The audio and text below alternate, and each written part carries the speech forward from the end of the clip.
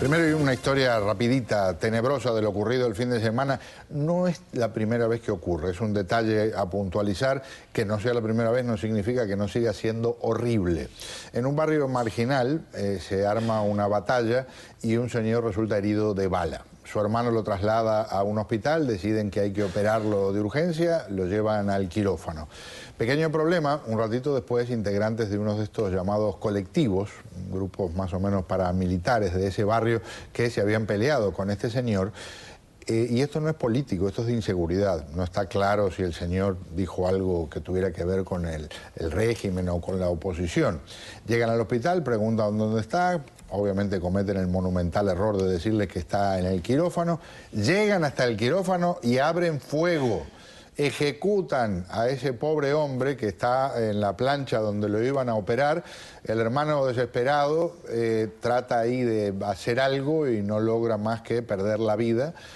Vuelan vidrios producto de las balas que se dan contra ventanas, se lastima uno de los médicos que está ahí, llega un guardia de seguridad, le meten bala, en este caso en las piernas, y los señores desaparecen del mapa. Por cierto, esto es lo que dijo después el director del hospital. Fíjense la idea que tiene de cómo se puede tratar de mejorar la situación. Uno de los problemas graves que tenemos aquí en el hospital es la falta de cuerpos de seguridad del Estado. ¿Por qué digo eso? Porque yo creo que debemos de dividir la seguridad del hospital en dos grupos. La seguridad interna, que es eso que vemos, que si se roban un laptop, se roban un celular, se robaron esto, hicieron esto. Del segundo problema, que es el más grave, que es cuando viene una banda armada al hospital, ¿cómo enfrentar esa situación? Una de las posibilidades que se pueden plantear, pero eso hay que aprobarlo con los médicos del hospital, es cerrar las emergencias transitoriamente. Cerramos las emergencias, pero eso sí, anunciándolo en todas partes, que en el hospital a partir de hoy, hasta nuevo aviso, no va a haber emergencias en el hospital. Fíjense el sistema, ¿verdad? O sea que si hay una persona que está al borde de la muerte, la manera de resolver que no haya tiroteos dentro del hospital es no recibirlo. Simplemente que se cierre la sala de emergencia. Es un gusto decirle bienvenido nuevamente a nuestro colega venezolano Napoleón Bravo. Señor, gracias por acompañarnos, un placer. Y a mí es un gusto estar aquí.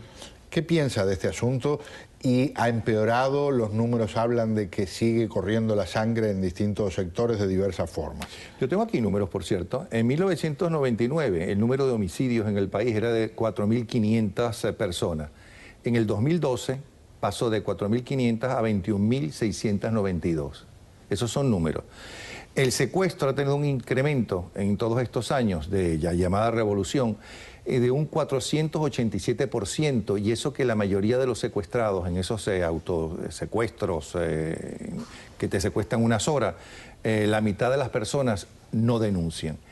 Hay más de 15 planes de seguridad que han sido un fracaso. Yo creo que es parte del plan del régimen, así como ellos ya han dicho públicamente, tanto Giordani, que fue el encargado de la economía del país durante toda esta década y media de revolución o de dictadura, como el que ocupa el puesto de ministro de Educación, que ellos necesitan a los pobres y que tengan esperanza a los pobres, porque sin los pobres no pueden subsistir, y sin la represión y sin el miedo. Entonces yo creo que es parte de un plan, aunque a la gente honesta y buena y que vive en países democráticos le parezca exagerado lo que estoy diciendo, ¿no? Como posiblemente de tus anteriores invitados, mucha gente dirá, pero eso no es posible, ¿cómo es posible que pretendan hacer eso? Pues sí, esa es la realidad del mundo moderno y esa es la realidad de la Venezuela de los últimos 14 años. No es la primera vez que asesinan a alguien en un hospital en Venezuela. Pero es que hace 2 semanas, o 3 semanas, 2 o 3 semanas, un tipo que tenía que estar preso y que oficialmente estaba preso, estaba reunido con el que ocupa el puesto de presidente de la República en la Casa de Gobierno, y a la salida de la Casa de Gobierno lo mataron. ¿Cómo están las cosas? Mencionaba números el señor Bravo. Estamos hablando de que se multiplicó. Esto es un incremento casi geométrico, no aritmético, lo que es la cantidad de homicidios, lo que es la cantidad de secuestros, para que tengan un punto de referencia en Estados Unidos, que se ha mantenido bastante estable y ha bajado incluso en los últimos tiempos. Cuando ha subido 3-4%, se generan escándalos, polémicas en el Congreso.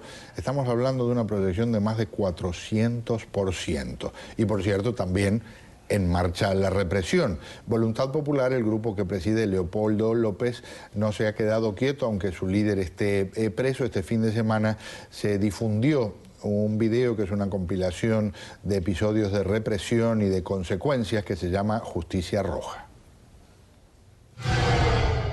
Pero yo les pido de corazón que no caigamos en la tentación de caer en la violencia o en la confrontación, que es lo que ellos están buscando.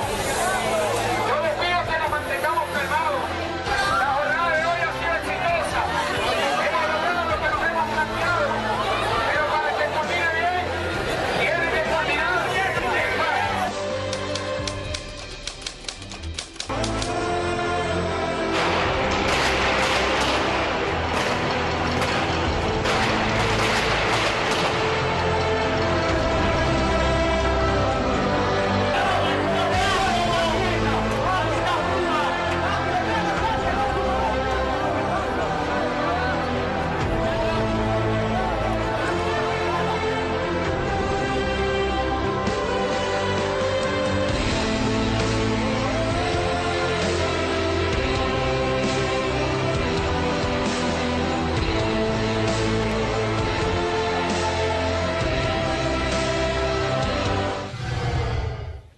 ¿Cómo están las cosas hoy?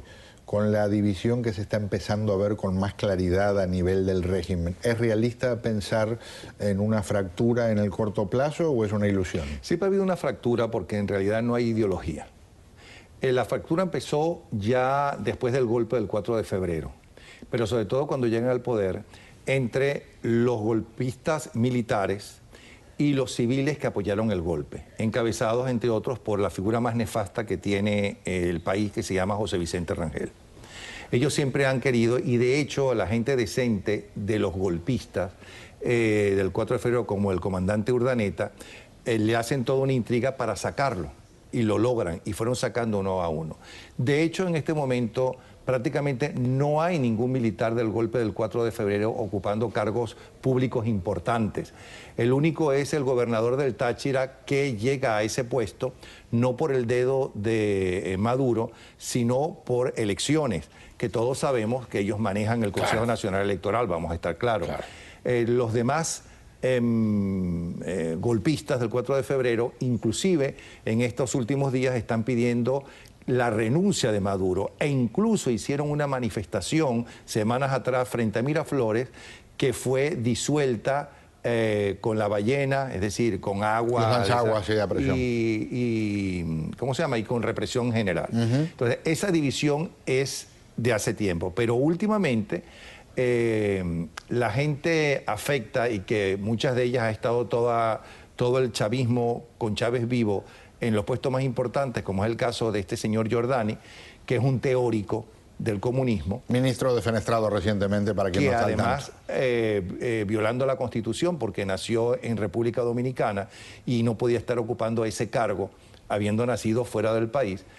Pues él escribió una carta que más bien parece, ¿cómo se llama?, una carta de despecho, donde por esa propia carta, si hubiera realmente justicia en Venezuela, él tenía que ir a prisión después de un juicio, etcétera, etcétera. Y a ese exministro salieron declaraciones a favor de él de otros exministros, ¿okay?, como declaraciones en contra. Así mismo. Todo eso se muestra en todo este lío que hay. Y en cuanto al régimen militar, hay más de una docena ya en lo que va de año de militares en prisión. Incluyendo altos oficiales. Un gusto tenerlo con nosotros. Muchísimas gracias por acompañarnos. Dos anecdóticas. Una, un personaje siniestro.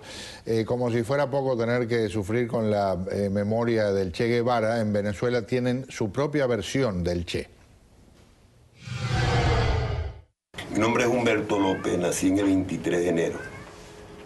Soy descendiente de General López Contreras, lo que fue presidente en Venezuela. Yo me disfrazaba como el Che cuando era muy pequeño, tendría yo 12 años. Estoy hablando casi como en 1970 por ahí. Y era la única manera que yo me sentía como con ese personaje, ¿sabes? Porque nunca me gustó disfrazarme de Superman, ni del Hombre Araña, ni de estos místicos héroes, entre comillas, norteamericanos. Y yo tengo unas fotos ahí, una fotografía que en ese tiempo varios amigos me decían, oye, tú eres igualito al Che, seguro que cuando seas adulto te vas a parecer al Che.